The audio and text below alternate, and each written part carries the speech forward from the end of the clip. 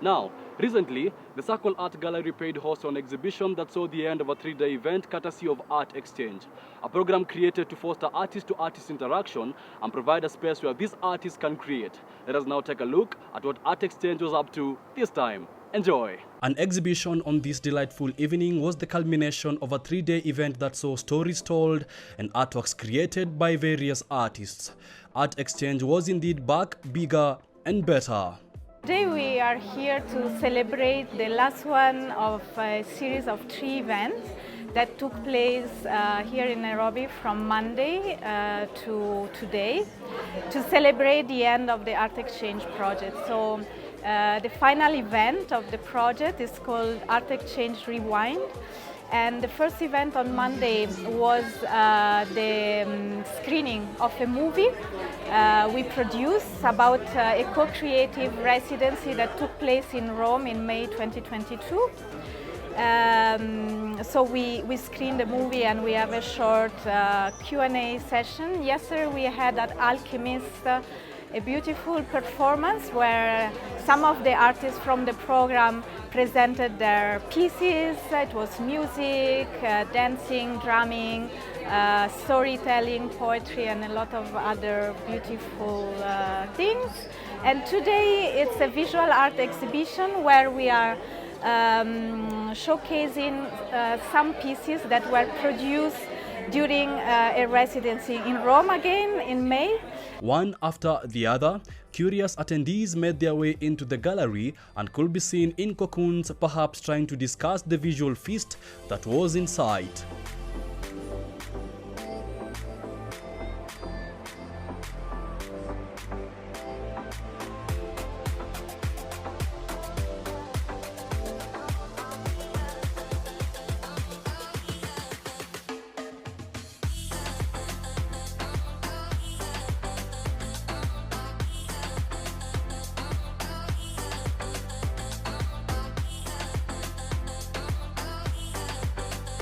The first stop was the journey to Paradise Corner, a photo and poem installation that interestingly explored the concept of what people's perceptions of paradise was, this done through rigorous research. We are showcasing some of the work that we did in Rome relating to Michelangelo Pistoletto's work, which is the idea of third paradise. So there's so many work here. This is mine specifically, I did with Andrea. It's a project where we interviewed a researcher from the third paradise. Okay, just to give you a gist of what the third paradise is. So according to Michelangelo Pistoletto, there are 3 paradises. The first paradise is what every other scripture is telling us about Islamic, Christianity, Hinduism, everything, which is relating to like water and all of this serenity and peace and all of these things. And then the second paradise is human-made. It's man-made. It's the things that bring serenity to you, like family, like love, like money, like people who worship money, people who work, yeah, things like that. And then now, the third paradise is your free will to imagine what you want the third paradise to be. Michelangelo Pistoletto is a contemporary artist. He is 90 years old, so he was born in the 30s, and he's been extremely prominent in the contemporary art scene, worldwide, since the 60s, 70s.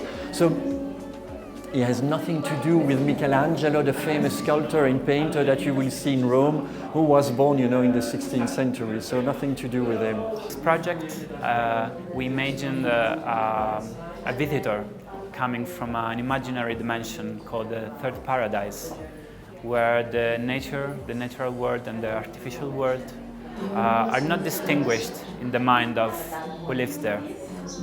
So we imagined this person coming and taking pictures. And he was taking pictures since his mind sees the world in a different things. He would focus his attention on different things. So after he gathered these pictures, he would bundle them together.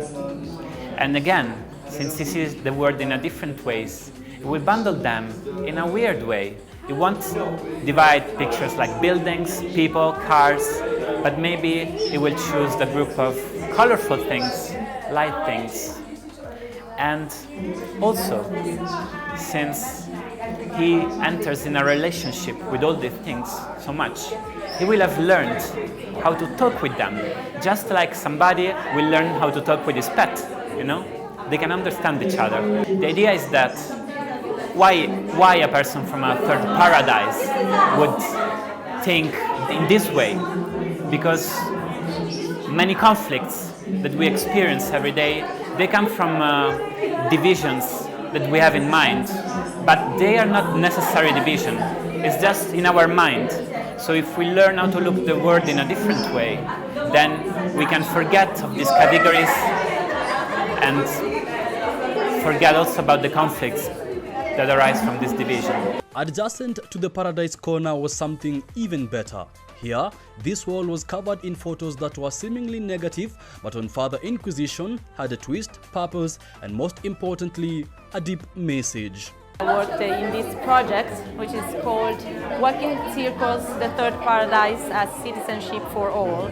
And this project just was born thinking about the situation that some immigrants people have in Rome, in one of the neighborhoods.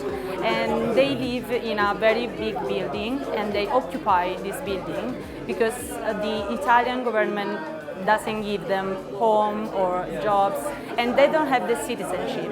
So we just talk to all these people, and especially to the mothers, to ask them if they agreed in showing their children who also don't have, they are all born in Italy, but they don't have the citizenship. So we asked the mothers if we could show them and to draw the attention of the Italian government about this situation and to give them the possibility to be visible, especially this situation. The reason behind using the inversion method, it was because we wanted people to, these kids are invisible, and one of the core theme of this project was to show the visibility. So that's why we wanted people to kind of use their phone so that they could see them in color. That's why we did them in inversion. Actually, for this project, we also had 3 paintings, which were also all painted in a negative color. And also that you had to use your phone so that you could be able to view it. To show them, but at the same time we wanted to protect the children, so giving them the privacy. That's why we are using the inverted colors technique. So that you have to just change some settings on your phone to see the real photographs that they've been taken. Some of the attendants had been part of previous art exchange projects and found it extremely irresistible to come see what the team had prepared this time round. I am here because I was part of art exchange, but part of a different cohort. So that's how I heard about it. And also I'm here because I'm curious. I was curious to see what the people who went to Rome came up with. I'm curious about stories, about art, so I would have found myself here anyway. All said and done, the Art Exchange program has really augmented the scope of art in Kenya and beyond, and has provided a space where different artists from various backgrounds and disciplines can interact and create. Because we believe in the human being, and I think we believe as well in a collective, humanistic view of the world. Obviously, we all know that an artist can be, like most of us, but an artist can be particularly self-centered, very much focusing on his own creativity. This is my little sphere, this is my tower, and I'm not that much ready, to connect with the outside world.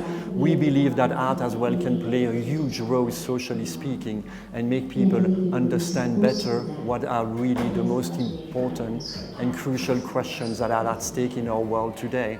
So getting artists from different disciplines, it's not only painters, we have videists, we have filmmakers, we have dancers, we have performers, we had a scientist who spent at times a bit of his time just telling stories, we had storytellers.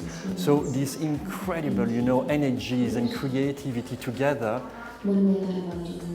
for days and days in the same space can create really something that resembles maybe to a better world, or how can we accommodate all these variation, in the humanistic approach to the world.